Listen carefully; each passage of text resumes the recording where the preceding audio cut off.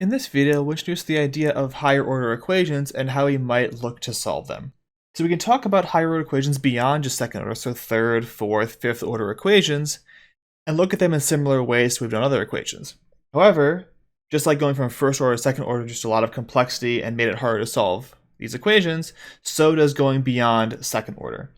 So the general nth order equation can be written in the form the nth derivative equaling some function of our independent variable t, the unknown function y, its first derivative, its second derivative, all the way up to the n minus first derivative, just like our normal first order equation is y prime equals f of t and y, and this extends up to higher order like this. In this form, we generally have no hope of solving this. But we can also think about restricting our class of equations trying to solve down to linear and then constant coefficient equations where we may actually have some hope at that point. So the nth order linear equation will look something like the nth derivative plus f n minus 1 of t times the n minus first derivative plus f n minus 2 of t times the n minus second derivative, and so on down to f1 times the first derivative plus f0 times the function itself equaling some function g of t. Just like our normal linear equation would for any lower order, second or first order, has this exact same form.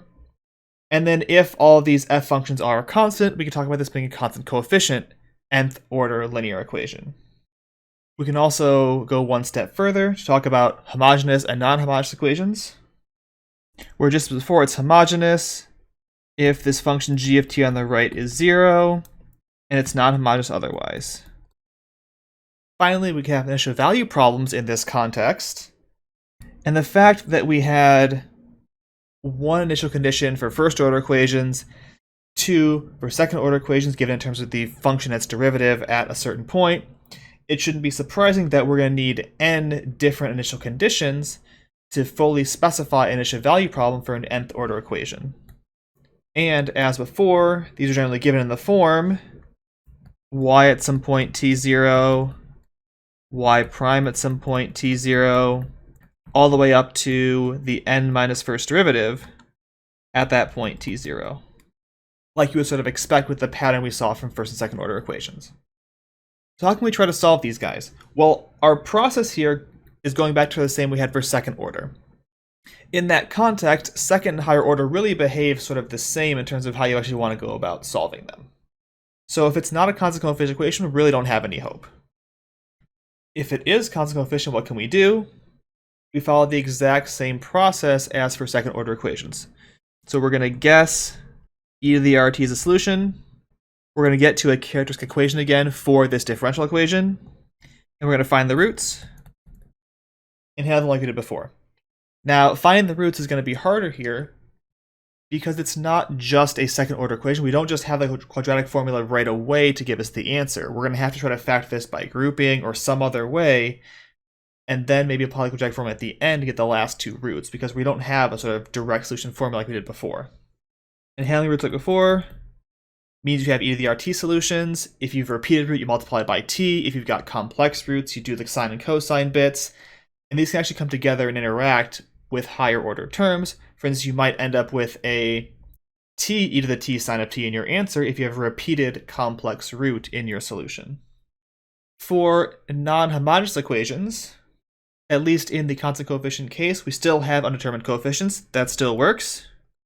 And there is also an extension of variation of parameters to this situation, but it is significantly more complicated than the one from before. It involves actual linear algebra determinants to make all this stuff work out correctly. So that one's a little bit harder to work with, but it does exist, and there is an extension that can be used to solve these sorts of non-homogeneous problems as well. Let's see an example of this. I want to find the general solution of this third order equation, y triple prime plus 2y double prime minus 4y prime minus 8y equals 0. Like before, we can guess e to the rt as a solution, and we know how this process will work. This is going to give us the characteristic equation, r cubed plus 2r squared minus 4r minus 8 equals 0. And now we need to try to factor this thing. We don't have a quadratic formula to fall back on right away, so we have to try to figure out what's going on here. Well, I can see factoring by grouping might be helpful. I can write these first two terms as an r squared times an r plus 2, and the second two as a minus 4 times an r plus 2 again, which means I can factor this equation here as r squared minus 4 times an r plus 2, or r minus 2, r plus 2, r plus 2, which means I have a root at 2 and a double root at negative 2. So this means my general solution is c1 e to the 2t from the root at 2, and the double root at minus 2 gives me a plus c2 e to the minus 2t plus a c3 t e to the minus 2t. So we get the t e to the minus 2t factor coming because of the double root, just as we had before for repeated roots for the second order equation case. And the same ideas work for these equations here. There's now more factors involved and more terms to add these general solutions. Again, because of a third order equation, I would get 3 initial conditions and should expect to see 3 constants in my answer that would be specified by those initial conditions. So that's the idea of higher order equations, what they might look like, and how we can solve the simple versions of these, the constant coefficient linear equations of higher order.